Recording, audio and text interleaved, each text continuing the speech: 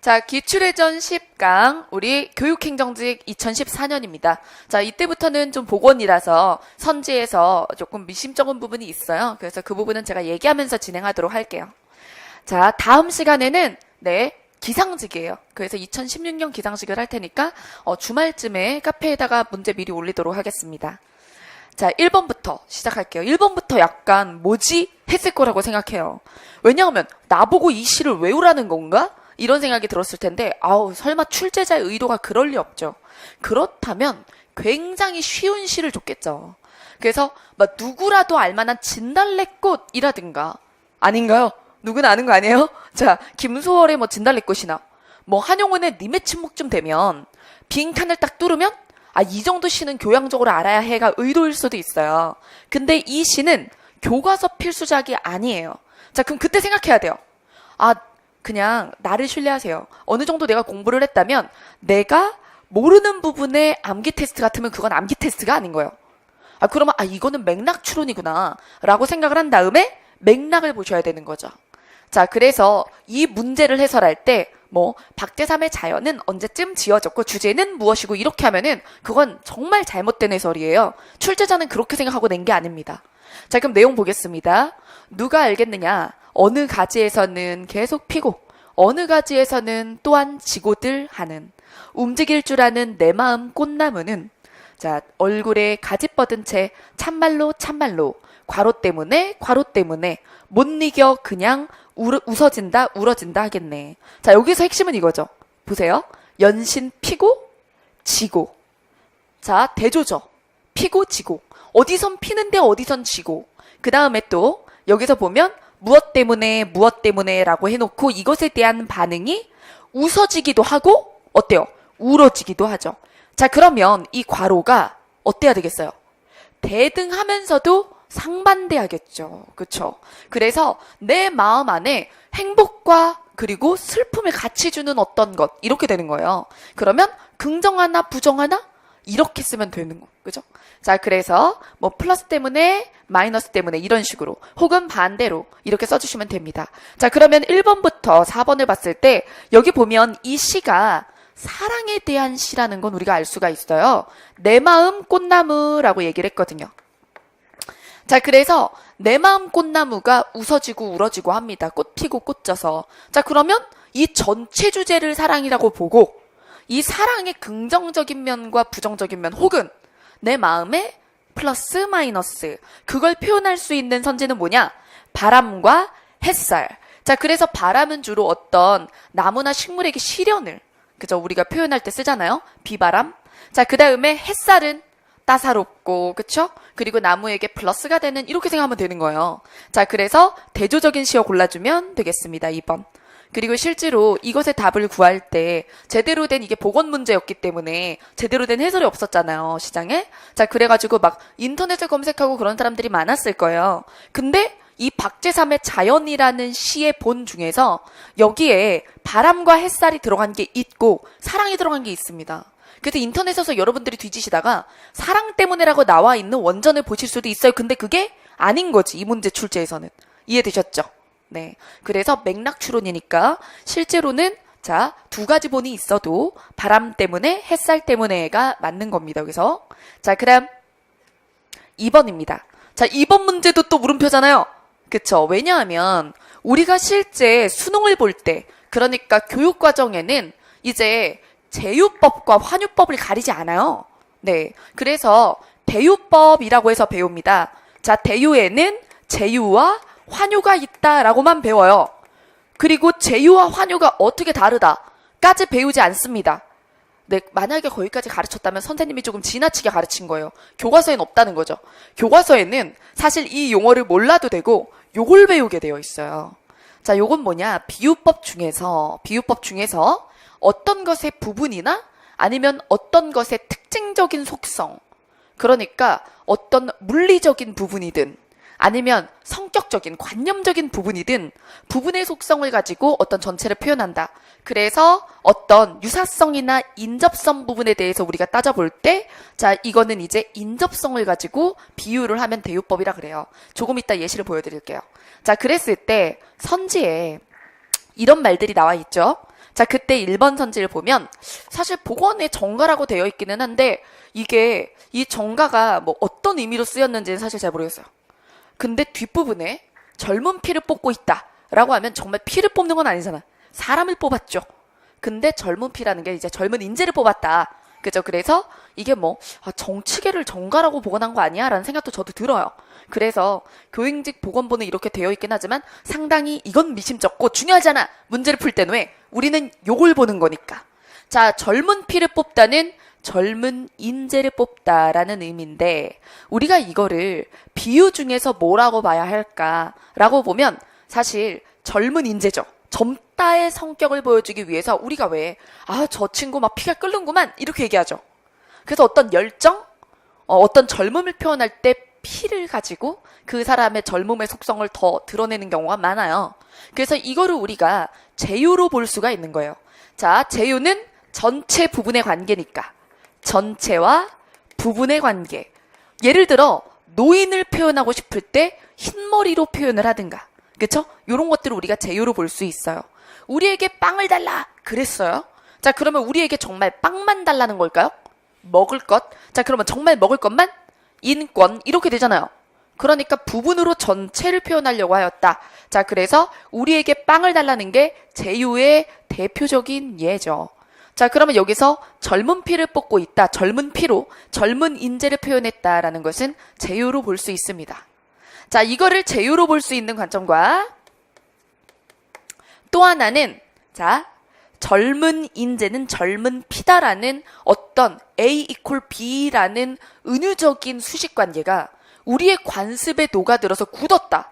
이렇게 하면 우리가 또 사은유다라고 해요. 은유인데 은유가 죽은 거예요. 그러면 이제 원관념, 보조관념을 같이 보여주던 은유법에서 보조관념만 보여주고 사은유화 시켰다가 그게 상징이 되거든요. 그게 관습적인 상징이 생기는 코스예요. 근데 관습적인 상징이 되기 직전? 그쵸? 그때 우리가 이제 또 젊은 피, 이걸 젊은 인재라고 말하는 거 우리 사회적으로 많이 쓰는 말이잖아요. 그래서 이거를 사은유다라고도 볼 수도 있겠습니다. 자, 그래서 제유로 보든가 사은유다라고 보면 되겠습니다. 죽은 은유. 자, 그러면 2번, 3번, 4번은 어떠한가? 자, 여기서 정비원이 차에 기름을 쳤다라고 그러는데 차 바깥에다가 만질만질하게 이렇게 막 기름을 발라놓은 건 아니죠? 왁싱한 거야? 아니죠? 차의 부품이 잘 돌아가라고, 그쵸? 차의 부품에 기름을 쳤다. 이렇게 되죠? 물론 차의 부분이지만 근데 그거를 차라고 오히려 확대한 거. 그쵸? 자, 그래서 이거는 전체를 부분으로 표현한 게 아니라 오히려 내가 이야기하고자 하는 차의 부품을 그냥 차라고 이야기해버린 거예요. 이해되시죠? 자, 그 다음에 자 3번. 우리가 도시락을 먹나요? 도시락 속에 밥을 먹나요? 그렇죠. 도시락을 먹진 않아요. 그죠? 우리가 케이스를 먹진 않잖아. 자, 그 다음 주전자가 끓어요? 주전자 속에 있는 게 끓어요? 주전자 속에 있는 게 끓어요. 자, 그래서 요거는 우리가 환유다라고 볼 수 있습니다. 환유. 자, 그래서 인접성을 가지고 얘기하는 거지. 그래서 얘는 부분성이라면 환유는 인접성. 내가 도시락을 먹는다거나 아니면은 내가 뭐 여기서 나온 듯이 주전자가 끓는다든가 이렇게 하면 그 속에 있는 건데 그 근처에 있는 걸로 표현을 하는 거예요. 네. 자, 그러면 예를 더 보도록 하겠습니다. 자, 대유법. 대유법에는 제유와 환유가 있습니다. 제유. 일부로 전체를 대표하게 한다. 환유. 관계 있는 사물을 빌어 나타내거나 기호화하거나 소유물로 주인을 알게 한다. 자, 그래서 예시 한번 보세요. 너 내가 바지 저고리로 보이니? 바지 저고리를 입는데 내가 허수아비로 보이냐? 이거죠. 그죠? 자, 그 다음에 금태가 집신을 깔본다. 그러면 도시인이 시골 사람 깔본다. 자, 그러면 여기서 금태를 도시인으로, 집신을 시골인으로 이렇게 보는 거예요.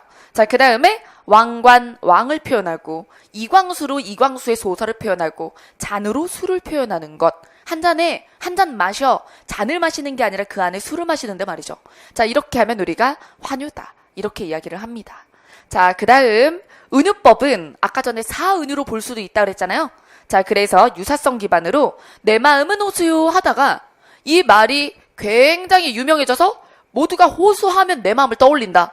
그렇게 됐다. 그러면 사은유의 단계를 밟고 그리고 관습적 상징으로 넘어가는 거예요. 그래서 관습적 상징이 되면 어떤 게 돼요? 비둘기 평화, 십자가 희생 이런 게 되는 겁니다. 네.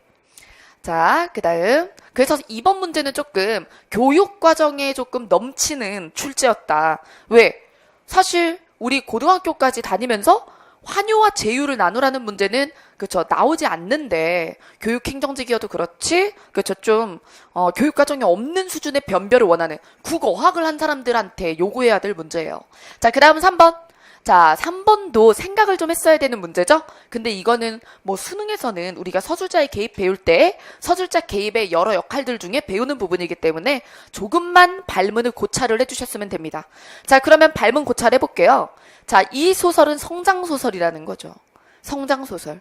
자, 그래서 이런 진술 방식은 화자의 감정, 생각 등이 더 많이 반영되기도 하고 때로는 객관적 거리를 유지하기도 한다. 왜 그러냐면 성장소설은 그때 당시에 어렸을 때 사건 시에 자기 자신의 상태를 얘기할 때도 있고 이제 와서 생각해보니 커서 서술자 입장이 돼가지고 그래서 나이 먹고 생각해보니의 관점일 때도 있어요. 자, 그러면 성장소설에서 화자의 개입은 크게 두 가지예요. 자, 주인공으로서 어린 주인공으로서의 기능이냐 혹은 다 크고 나서 성장한 뒤에 회상하는 화자로서의 기능이냐 이거죠. 그래서 이 잣대를 만들었냐 못 만들었냐에 따라서 이 문제를 맞추냐 틀리냐가 갈렸겠죠. 자, 그러면 내용을 보면 기억이나 니은을 보면 그때 그 당시 할머니에 대한 평가나 지금 와서의 어른이 된 자기의 해석이 들어가 있어요. 여기에 이튿날부터는 마치부터 시작해서 비유가 이렇게 되어 있어요.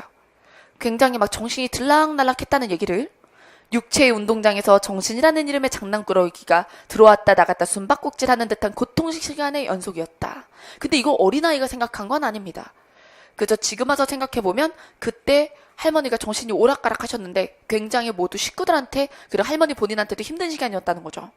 자, 그 다음에 니은. 니은에 보면은 안에 있는 아들보다 바깥에 있는 아들을 언제나 더 생각했던 할머니는 다 타버린 촛불이 쓰러지듯 그렇게 눈을 감았다. 그래서 기억이나 니은이나 지금에 와서 서술하는 다 큰 서술자의 입장과 비유가 더 잘 드러나 있어요. 자, 그 다음에 디귿. 할머니의 긴 일생 가운데 어쩌면 이때가 가장 빛나는 시기였을지도 몰라. 왜? 아들이 아직 안 죽었다고 믿고 기다릴 때니까. 자, 여러분 이거 장마잖아요. 자, 그 다음 나도 이때 할머니가 돌아가셨죠. 자, 그래서 임종의 자리에서 할머니는 내 지난 날을 모두 용서해 주었다. 이 내 지난 날은 어린 화자가 형사의 꼬임에 빠져가지고 이제 삼촌이 빨치산이에요. 숨어 있는데 삼촌이 얼마 전에 집에 왔었다고 말해버렸어. 과자를 받고. 그래서 할머니가 삼촌 팔아먹을 그러면서 막 엄청 혼내고 그랬거든. 근데 돌아가시기 직전에 그래서 아가 내가 너무 잘못했다 이렇게 얘기한 거죠. 그래서 어린 나도 그때 할머니가 나한테 막 뭐라고 하고 나 미워했던 거 용서했어. 이런 얘기예요. 자, 그러면 이 모든 상황에서 리을만이 뭐죠? 어린. 그쵸? 자, 그래서 리을만이 어린 서술자. 그러니까 그때 당시 어린 동만이죠. 자, 그래서 장마는 6.25에 대한 성장 소설로 어린 시절의 동만이와 다 큰 동만 이렇게 둘이 나와서 결국에는 이제 회상하는 방식으로 어렸을 때 자기 심정과 그때 봤던 어떤 우리 집안의 상태 이런 것들을 이야기를 해요. 자, 그래서 이제 이렇게 할머니가 돌아가시는 걸로 소설이 마무리되면서 그래서 이제 장마가 끝났다 이렇게 나오죠. 장마는 이제 우리 민족의 길고 길었던 고통의 시간입니다. 자, 교과서 작품이죠. 자, 그 다음 4번입니다. 다음 글을 현대사회와 관련된 문제로 이해할 때 필자가 고려하지 않고 있는 것은 수필이에요. 자, 나무라는 수필입니다. 자, 보면은 나무는 덕을 지녔다. 나무는 분수에 만족한다. 밑줄.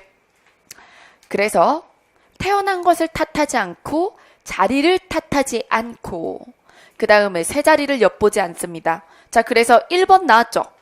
그 다음 자, 그리고 후박과 불만족을 말하지 않는다. 주는 대로 받는다고 얘기했어요. 물과 흙과 태양의 아들로 주는 대로 받는다. 자, 2번 지워주세요. 그 다음 이웃의 처지에 눈 떠보는 일도 없다. 소나무는 소나무대로 만족. 그리고 진달래는 진달래 스스로 족하다. 그래서 1, 2, 4 지우고 자, 이거는 환경에 연연하지 않는다는 거예요. 그게 자기 자신의 능력에 있고 없음에도 연연하지 않는다는 얘기는 아닙니다. 주어진 것에 만족함이지 자기 발전에 관심이 없다는 얘기는 아니거든요. 자, 그래서 정답은 3번입니다. 그래서 자리, 대우, 지위는 주어진 것이고 능력은 내가 기르고 그쵸? 그리고 내가 노력하면 가질 수 있는 것이기 때문에 이거는 외부에 대한 초연함이에요. 외부 조건에 대한. 자, 그 다음 5번입니다.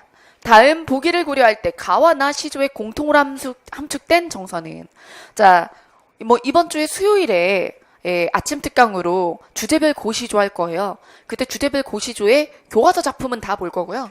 그리고 고시조에 빈번하게 나오는 서술어 이런 것들 정리할 겁니다. 자, 그랬을 때 요 정도의 시조는 이렇게 이런 식으로 나올까? 이거 교행직이라 그렇겠지? 왜 이렇게 낯선 말투로 나와? 왜 고어체야? 이러면 안 돼요. 일행직도 충분히 요 정도 말투로 나와요. 읽어주셔야 됩니다. 자, 보기가 있어서 도와주고 있죠? 자, 가보겠습니다. 마음이죠. 마음이 어린 후이니, 어린이 그때 당시에 뭐였죠? 이런 걸 다 알아야 된다는 거예요.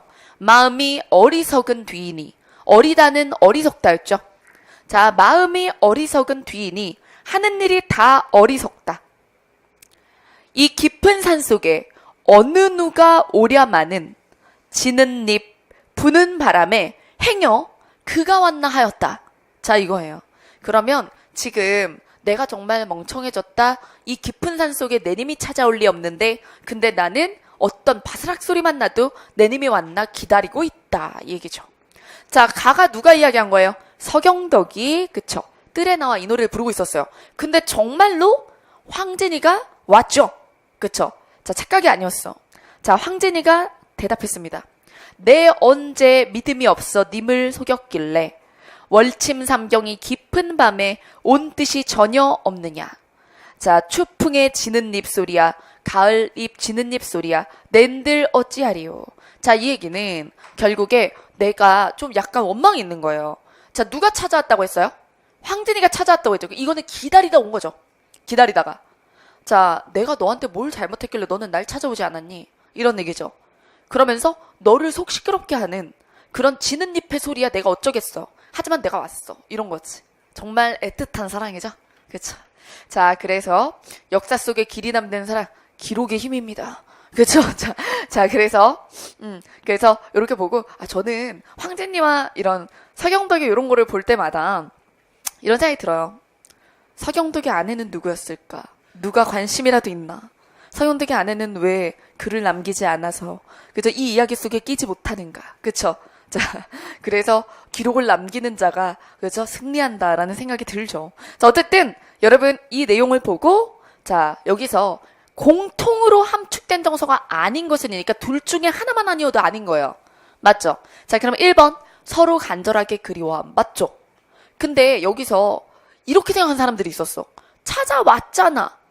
만난 거 아니야? 근데 왜 그리워? 이러는 거예요. 근데 여러분 이거는 만났다를 가정한 게 아니라 못 만난 상태로 옵는 거잖아요.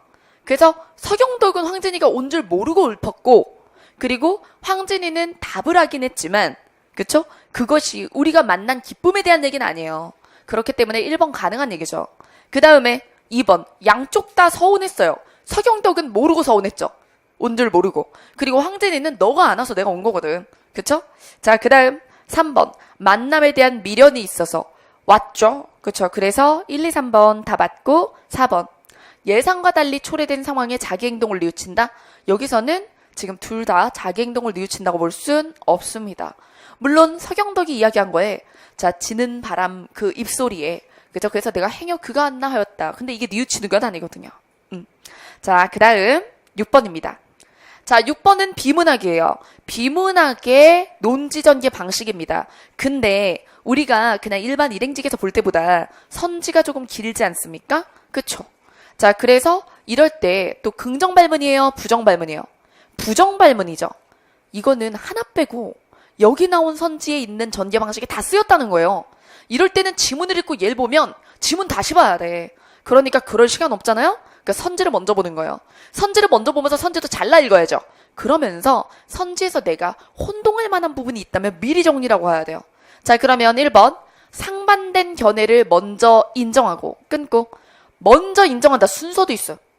그 다음 거기에서 자기 주장을 펼치기 시작하는 자, 그러면 효율적인 설득 방식은 OX의 대상이 아니고 뭐 해야 돼요? 상반된 견해를 먼저 인정하고 내게 출발한다. 그럼 어디서 증명돼? 앞부분. 앞부분 이래야겠죠. 자, 그 다음에 2번. 공식적인 지식체계가 지니는 부정적 측면에도 불구하고 왜 그것이 중요한가에 대해서 근거를 제시함. 자, 그 다음 3번. 마지막 부분에서 자신의 주장을 요약 강조. 그 다음에 4번. 묘사와 비유를 주로 사용하여. 그러면 이럴 때는 다 뒷절까지 기억 안 나니까, 그죠? 뒷절까지 기억 안 나니까, 자, 머릿속에 시작할 때 체크하자. 이렇게 되는 거야. 상대방 먼저 인정했는지. 그죠? 그 다음에 두 번째는 뭐예요? 내용이잖아요. 이런 거는 읽고 나서 봐도 되는 거예요. 그 다음에 세 번째는 마지막 부분에서 강조했냐, 한 번 더. 그 다음에 비유 묘사 있냐까지만 생각하고 지문에 들어가요. 자, 지문에 들어갔을 때 요즘 대학에서 교과서로 상징되는 공식적 지식체계 내용을 봐야 2번 선지를 OX 할 테니까 동그라미 치고 요거는 그리 큰 존중을 받지 못하는 듯하다 밑줄. 지식이 지닌 혁명적 속성을 생각하면 설명이 힘든 현상은 아니다. 공식적 지식체계가 지니게 되는 편향과 억압 밑줄 생각하면, 특히 고등학교 교과서의 모습을 생각하면 공감 가는 대목도 있다. 다른 사람들이 이렇게 생각하는 것에 대해서, 존중하지 않는 것에 대해서 그럴 수도 있다고 난 이해한다. 사람들이 이걸 인정하지 않는 것을 이해한다 하고 시작했죠. 그럼 몇 번 선지 맞아요? 1번. 근데 이번에 그래도 중요해 얘기하죠. 그 다음에 이것에 대해서 타당한 근거를 들면 몇 번 선지 나오는 거예요. 타당한 근거를 들면서 2번이죠. 그쵸? 자, 볼까요? 그래도 중요해. 자, 배움의 중요성을 말하는 것이야 새삼스럽지만 어쩌고 저쩌고 저쩌고 사회화 과정에서 굉장히 중요하다는 얘기죠. 자, 그래서 그래도 중요하다. 어떤 사회에서든지 이렇다는 점 때문에 근거를 들었어요. 자, 그러니까 선지 몇 번 나온 거예요? 자, 1번도 있고 2번도 있는 거예요. 자, 그 다음 지금까지는 묘사나 비유가 없습니다. 자, 뒤에 위에서 든 것들보단 작지만 뭐 재발견을 피하는 일. 자, 이것도 근거. 그 다음에 어떤 사람들의 이야기를 인용해서, 그죠? 주장을 계속해 나가죠? 근데 여기서 계속 묘사나 비유는 없어요. 인용은 있지만, 인용. 자, 그 다음에 맨 뒤에. 자, 우리 사회에서 교과서로 상징되는 지식체계 권위가 아주 낮아졌지만, 그리고 그런 사정을 이해할 수 있지만, 마이너스보다, 그쵸? 그런 식의 비판이, 그리고 그런 식의 회피가 더 큰 문제를 안을 수 있다. 그러면서 맨 마지막 부분, 자신의 재능을 재발견에 낭비하지 않도록 마음을 써야 한다. 이를 위한 최선의 방법은 교과서를 존중하라. 그래서 맨 마지막에 자기 주장을 강조를 했죠. 자, 그러면 끝까지 묘사나 비유는 없습니다. 정답은 4번.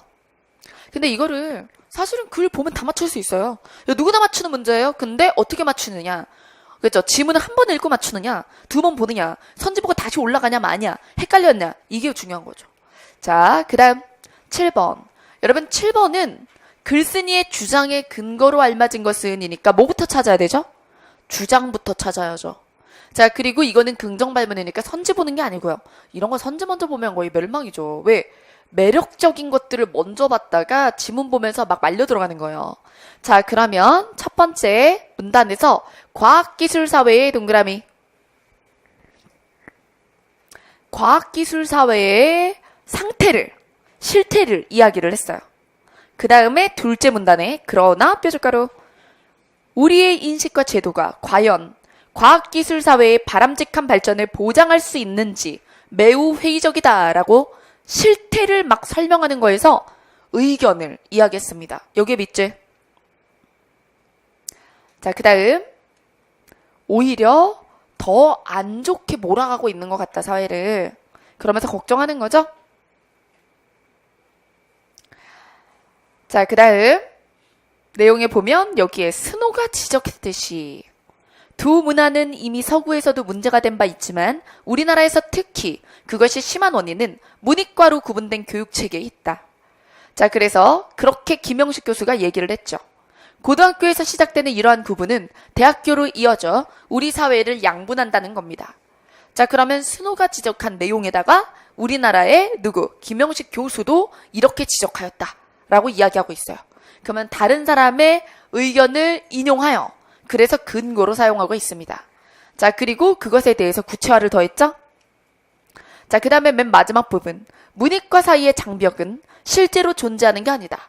관념적 제도적으로 만들어진 허상일 뿐이라는 김 교수의 지적이 맞다면 끊고 그 사람의 의견에 기대어. 그리고 필자는 이미, 서술자는 이미 동의하고 있다는 거 알 수 있죠. 그렇다면 폐지돼야 마땅하다. 문이과를 폐지하자라는 게 주장이에요. 자, 문이과를 폐지하자를 위해서 자, 다른 전문가의 의견을 근거로 사용하고 있습니다. 자, 그러면 정답은 근거. 자, 권위를 인정한 사람의 견해. 요게 답이 되는 거죠. 그죠? 자, 그 다음 8번. 자, 8번부터 실용문법입니다. 자, 내용 보죠. 자, 여기서 다음 중 밑줄 친 단어의 구조가 다른 하나는 이라고 했어요. 자, 그래서 여기 보면 1번에 너무 바빠서 요즘 쉴 사이도 없다. 사이를 줄여서 준형태로 썼죠. 그 다음에 우리 부서에 새로 입사한 사원이야 라고 했을 때 자, 이거는 세로를 합쳐서 부사를 만든 거거든요. 그죠? 그래서 우리가 관형사 세도 있는데 근데 이 관형사 세와 연관성을 우리가 어원적으로는 따져볼 수도 있겠지만 세로는 부사인 거예요. 자, 그래서 이제는 한 단어죠. 그죠? 근데 준형태는 아니고 그 다음에 사람들 사이로 친구가 숨어버렸다. 좁은 사이로. 자, 그래서 어떤 겨를의 의미도 있고 공간적 의미도 있고 그쵸? 이렇게 3, 4번은 묶어주세요. 3, 4번은 공간적인 사이.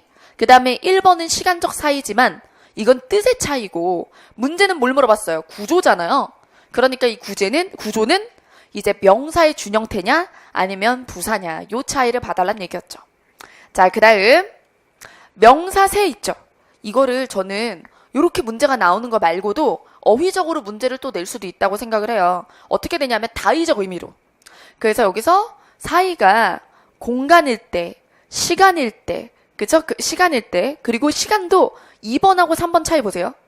그녀는 그가 없는 사이에 왔다 갔다. 이때 사이랑, 자, 그리고 너무 바빠서 쉴 겨를도 없다 할 때 사이랑. 그래서 2번하고 3번 구별하기 매우 어렵겠죠. 시간이니까. 근데 이런 미세한 차이를 구별하게 한다든가 이런 게 어휘 문제 나올 수 있죠. 요즘에 일행직 국가직에 나오는 어휘 문제 굉장히 좀 촘촘하잖아요. 그렇죠? 그래서 이런 단어 나올 때는 사전 예문 같은 거 봐두는 게 좋아요. 그래서 제 생각에는 공간, 시간 나누는 건 어렵지 않은데 시간에 대한 의미에도 2번 의미, 3번 의미 차이가 있다는 거. 자, 그 다음 9번. 자, 9번 문제 해서 쓰기 되게 애매할 수 있어요. 잘 들으셔야 됩니다.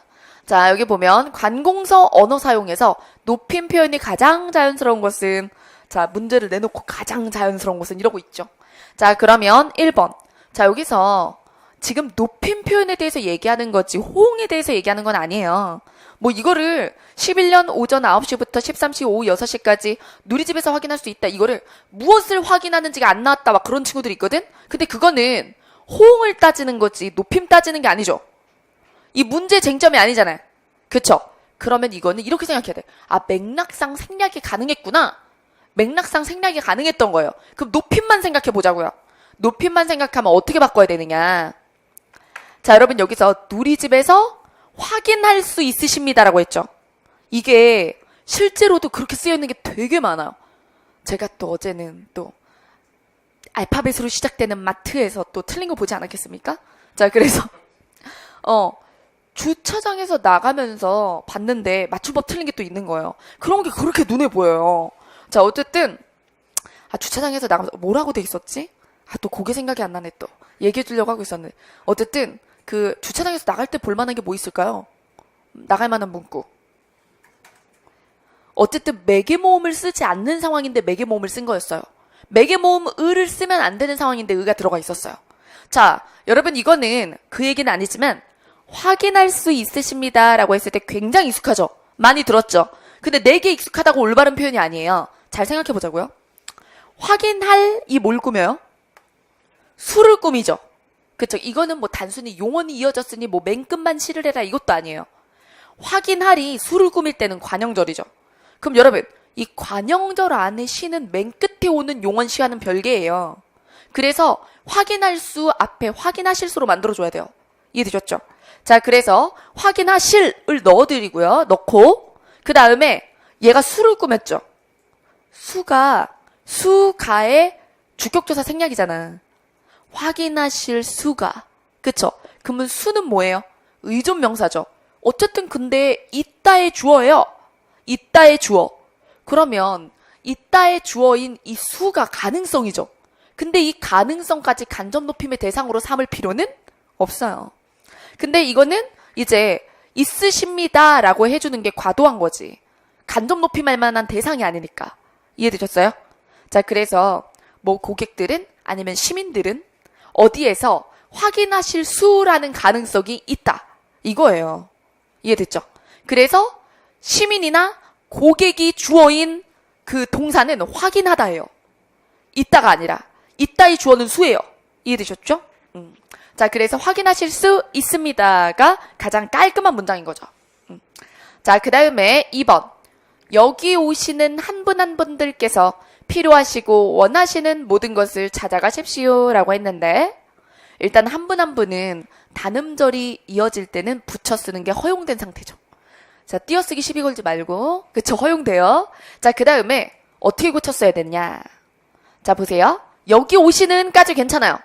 그 다음에 한 분 한 분 들께서라고 하지 말고. 왜냐면 만약에 묶어서 얘기할 거면 사람들이라고 했을 거예요. 근데 각자라는 의미를 부각하고 싶었던 거야. 각자. 그럼 각자라는 의미를 부각하고 싶을 때는 들을 빼는 게 명백하죠. 의미 전달에. 그래서 한 분 한 분께서 자, 그래서 여기 오시는 한 분 한 분께서 필요하시고 원하시는 이랬죠. 근데 요거랑 요거는 묶일 거거든. 이렇게 이어진 서술어에 대해서는 어떻게 한다? 뒷부분만 높이면 된다. 번번이 시를 할 필요는 없어요. 이어진 용언에 대해서 높임을 번번이 하는 건 오히려 과도한 높임이다. 자, 그래서 용언마다 시를 넣는 것이 더 옳다라고 생각하는 경우가 있지만 그렇지 않다라는 표준 언어 예절의 일부를 제가 떼놨어요. 해설지에. 자, 그래서 한 번만 필요하고 원하시는 여기만 얘 빼고 모든 것을 찾아가십시오. 이렇게. 자, 그 다음에 근데 여기는 또 왜 하냐? 여기가 맨 끝이면 얘도 안 해야 되는 거 아니냐 했는데 여러분 이거 이어진이에요? 안긴이에요? 요 뒤에 관계가. 이게 필요하시고와 원하시는은 대등하지만 그러한 이 모든 것 꾸미잖아요. 그 다음엔 또 단계가 다른 거잖아요. 그래서 안긴 문장과 바깥에 있는 아는 문장은 속에 들어간 안긴 문장과 아는 문장은 각각 따로 높임을 하고 이어지는 때는 뒤만 하고 이해되셨죠? 자, 그 다음에 3번 방문자 여러분께 다양한 교육 정보와 소식을 제공해 드리도록 힘쓰겠습니다. 정답. 그 다음 깔끔하죠? 자, 드려야죠. 제공해 드려야죠. 방문자 여러분을 높여야 되니까. 객체 높임하고 있죠? 자, 그러면서 힘쓰겠습니다의 씁니다로 상대 높임하고요. 그 다음에 4번. 앞으로 더 행복한 도시를 만들어 가겠습니다. 제가 드린 말을 이라고 했는데 제가라는 겸양 표현을 썼으면 말도 겸양의 표현을 써줘야죠. 자, 그래서 제가 드린 말씀. 말을 말씀으로. 그래서 말씀이란 단어는 굉장히 독특한 단어예요. 상대방의 말을 높이려고도 쓸 수 있고요. 내 말을 낮출 때도 써요. 그래서 높임과 겸양의 기능이 둘 다 있는 단어입니다. 자, 그 다음 10번. 자, 10번은 보기에 대한 설명이 옳지 않은 것은 정답 1번입니다. 왜? 여기서 다 잘못된 문장이다 라고 생각할 수 있는데 기억부터 볼게요. 인간은 자연의 복종도 하고 자, 자연을 여러분 이거는 중의성이에요? 아니면 성분의 누락이에요? 성분 누락. 필수 성분 누락이죠. 자, 그래서 기억은 중의문이 아니다. 자, 그 다음에 자, 디귿. 가급적 1대1 대응은 피하자에 대해서 4번 봐주세요. 디귿의 1대1은 1대1로 붙였어야 한다라고 했습니다. 자, 여기서 1대1이라는 명사가 등재됐어요. 그래서 맞는 말입니다. 그래서 1대1은 붙여 쓴 단어가 등재됐기 때문에 맞는 말이에요. 자, 그러면 디귿은 중의성을 가진 문장이냐라고 하면 여기서 1대1 대응을 피하자는 말이 상황에 따라서 여러 가지로 해석이 될 수가 있겠죠. 근데 무엇의 1대1 대응을 피하자는 말인가가 모호하다는 건 좀 중의성으로 이야기하기에 애매한 부분이 좀 있어서 디귿도 중의성을 가진 문장이라고 보기에는 물음표예요. 왜냐면 상황이 주어졌어. 그러면 1대1로 엮을 만한 대상이 여러 가지라면 그죠? 그럼 중의성이라고 말할 수 있겠지만 그쵸? 자, 그 다음 11번. 어법에 맞지 않는 표현만 모은 것은 여기서 어디를 가든 상관없다. 무작위 선택. 선택에서 특별한 선택의 가능성이 없음을 이야기할 때는 던이 아니라 든입니다. 그죠? 자, 그래서 기억은 든으로 바꾸고요. 어디를 가든지. 그 다음에 착한 사람이 되어라를 줄여서 되라는 괜찮죠? 그 다음 디귿. 지난번에 샀던 옷하고는 색상이 다르죠. 같지 않다. 같다의 반대는 다르다. 여러분 틀리다의 반대는 맞다. 그래서 요거는 혼동어휘였어요. 자, 그래서 정답은 2번입니다. 그리고 지난번 합성어로 등재됐습니다. 지난번 붙여 쓰는 거예요. 그래서 이때 당시에는 떨어져 있었는데 근데 제가 다시 붙였습니다. 복원이 잘못된 것 같기도 하고 이거 등재 시점으로 보면 지금은 이게 쟁점이 아니잖아요. 이 문제 출제의 쟁점은 지난번이 아니기 때문에 지금 맞춤법에 맞게 만들어놨어요. 그 다음 12번. 띄어쓰기 규정에 맞는 문장을 묶은 것은 밑줄이 없죠? 시험지엔. 실제로도 밑줄이 없었어요. 그러면 쟁점이 되는 단어를 알아보는 것도 빨리. 그것도 실력인 거예요. 실제로 출제될 때 밑줄이 없었으니까. 그리고 최근 띄어쓰기 보면 작년에 나온 띄어쓰기에 밑줄 하나도 없었어요. 네. 그래서 요즘에는 띄어쓰기 부분에서 내가 검토해야 될 부분을 딱 꼬집어서 잘 안 보여준단 말이에요. 이 얘기는 띄어쓰기에 나올 만한 모든 것을 내가 알고 있어야 된다는 거지. 문제풀이 량도 량이고 쟁점도 쟁점 나름대로 봐야 되고. 아시죠? 자, 그래서 제가 쟁점이 되는 부분들을 체크했어요. 자, 가부터 보겠습니다. 상호간이라고 할 때 상호간은 합성 등재된 부분이 아니에요. 자, 그래서 저렇게 쓰는 게 맞아요. 근데 틀린 건 이거죠. 안 된다. 금지할 때 안 되다는 띄어야 됩니다. 그래서 얘는 맞는데 저 안 되다 때문에 틀린 거죠. 되다를 부정하는 표현은 안 띄우고 되다. 물론 안 되다가 합성어인 의미도 있죠. 그렇죠. 뭔가 좀 부족하다든가, 그렇죠. 불충분하다. 그리고 얼굴이 안 됐다. 이럴 때, 그럴 때는 합성어 안 되다인데, 자, 금지 하면 안 돼. 이렇게 얘기할 때는 띄어 쓰는 거예요. 그 다음에 간을 붙여 쓰는 경우 따로 외우셔야 돼요. 이거 아직 안 외우신 분들은 해설지 보고 외우셔야 됩니다. 자, 그 다음 우리 시. 여러분 우리 시는 합성어가 아니에요. 우리 시, 우리 집, 그리고 뭐 우리 말 이런 거 다 합성어 아닙니다. 여기서 여러분 우리말을 만약에 한국어다 이렇게 보면 합성어로 쓸 수 있어요. 우리말, 우리 글이 자 한국어거나 한글일 때는 붙여 쓰는 게 가능합니다. 근데 우리끼리 얘기했어. 이때 우리말은 떼어야 돼요. 자, 그 다음에 우리나라도 붙이고요. 자, 한국어로서의 우리말, 한글로서의 우리글, 한국인, 우리나라 요거는 붙여 쓴다. 자, 그 다음 자, 여기서 다는 맞는 거죠? 자, 인재를 길러내는 거세. 의존명사 거세로 치환되는 대는 의존명사 M으로 띄어 쓴다. 그 다음에 라. 그것 외에 영문 증명사 발급은. 이거니까 그것 외 띄어 써야죠. 그중 그것 그분은 합성어가 있지만요. 자, 그래서 또 마에 보면은 개근시. 이거는 뭘 했는지 명확하죠. 이럴 때는 띄어 쓰는 게 맞아요. 근데 붙여 쓰는 시인 것들이 있어요. 요것도 외워야 되는 거죠. 비상시, 유사시 이런 거 있죠. 그렇죠? 이런 것들. 평상시 이런 것들. 자, 그 다음에 휴가 청구권이 발생한 지 1년이 지나기 6개월 전 어떻게 써야 됩니까? 자, 발생한 지. 여기 노란색 안 했네. 자, 여러분 요거 노란색도 해줘야 돼요. 그래서 밑줄 해주세요. 발생한 어떤 사건이 벌어진 지 시간이 흘렀죠? 그 다음에 6개월 전. 요것도 띄워야죠. 자, 그 다음 정답은 3번입니다. 13번. 자, 요것도 무슨 독해같이 생겼지만 그렇지 않아요? 맞춤법이죠. 자, 그래서 구노회라고 되어 있는데 여러분 이거는 구로회. 왜? 여러분 이게 몇 번째 글자? 두 번째 글자니까 두음법칙 적용할 위치는 아니에요. 그죠? 자, 그 다음에 경로당 어때요? 경로당 마찬가지죠? 자, 그래서 요것도 두 번째 음절. 자, 그 다음 하루하루. 자, 붙여 쓸 수 있죠? 그래서 하루하루 붙여 쓰고 리을. 내려다 보이는 합성어예요. 여러분 내려다 보이다. 그 다음 뒤쪽. 여러분 뒤쪽은 뒤에 뭐예요? 이거 된소리죠. 된소리 앞에 사이시오 쓰지 않는다. 자, 그 다음에 한 칸. 뭐 요거 칸이 맞죠? 자, 그러면 어긋난 것끼리 쓰면 지금 구로회, 경로당, 내려다 보이다. 그 다음에 뒤쪽. 이렇게 고쳐야 되고 나머지는 고칠 필요가 없는 말. 자, 그 다음 14번 혼동어휘죠. 여러분 이런 것들을 잘 모른다면 어휘 마스터의 혼동어휘라는 강좌가 있어요. 1시간짜리 그거 봐주시기 바랍니다. 거기에 교과서 부록은 다 해놨어요. 자, 다 여기 들어가 있어요. 거기서 빠진 단어 하나도 없어요. 네, 그래서 이거는 철저하게 교과서 부록에서 나온 거죠. 자, 그럼 내용 볼까요? 그 사람의 행동은 거두어 잡을 수가 없어. 감당이 안 돼. 이거죠? 그 사람의 행동은 감당이 안 돼. 그리고 대략 겉을 핥아보면, 대략 우리가 헤아려 보면. 자, 그 다음에 그래서 거두어 잡다, 겉을 잡다 이렇게. 2번, 자, 밧줄을 길이일 때 느리다, 양일 때 늘리다. 자, 그 다음 이제 구름이 많이 겉혔어요. 겉다에 겉음 당함에 겉히다. 근데 물론 이거는 능동문으로 바꾸기 난처한. 여러분 날씨가 풀리다도 능동문 못 만들죠. 날씨는 저절로 일어난 피동문에 대해서는 능동문을 만들 수 없다의 예문이 되겠네요. 자, 그 다음 마루를 거쳐갔다, 거치다. 그냥 지나가는 거죠. 과정이나 공간을 지나가는 거는 거치다.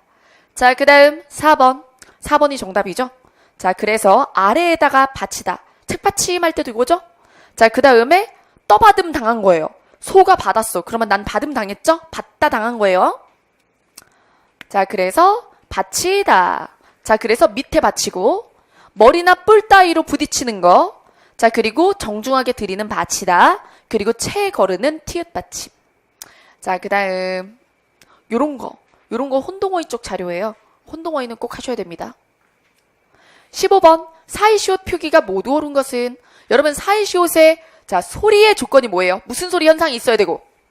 조건 사잇 소리 현상이 있어야 되죠. 사잇 소리 현상이 3가지 양태.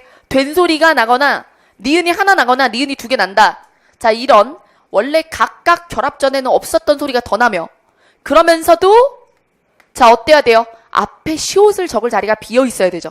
그건 당연하죠? 자리의 확보. 앞이 모음으로 끝났어야 되고, 그 다음에 뒷소리는 무엇이 오면 안 돼요. 앞말에는 받침이 없고, 뒷말 시작은 된 소리나 거센 소리가 오면 안 돼요. 그쵸? 요런 조건이 있단 말이에요. 자, 그 다음 고유어 더하기 한자어거나 한자어 더하기 고유어거나 고유어 더하기 고유어여야 돼요. 뭐는 안 된다? 한자 더하기 한자는 6개의 예외 빼고는 안 된다. 6개의 예외 외웠어야 되고, 그 다음에 외래어 개입도 안 된다. 핑크빛 사이숏 하면 안 되죠. 그쵸? 요런 거. 이런 것들을 기억을 해주셔야 되죠. 그리고 여러분 파생어나 단일어는 돼요, 안 돼요? 안 돼요. 합성어여야죠. 합성어만 되죠. 자, 그러면 내용 보겠습니다.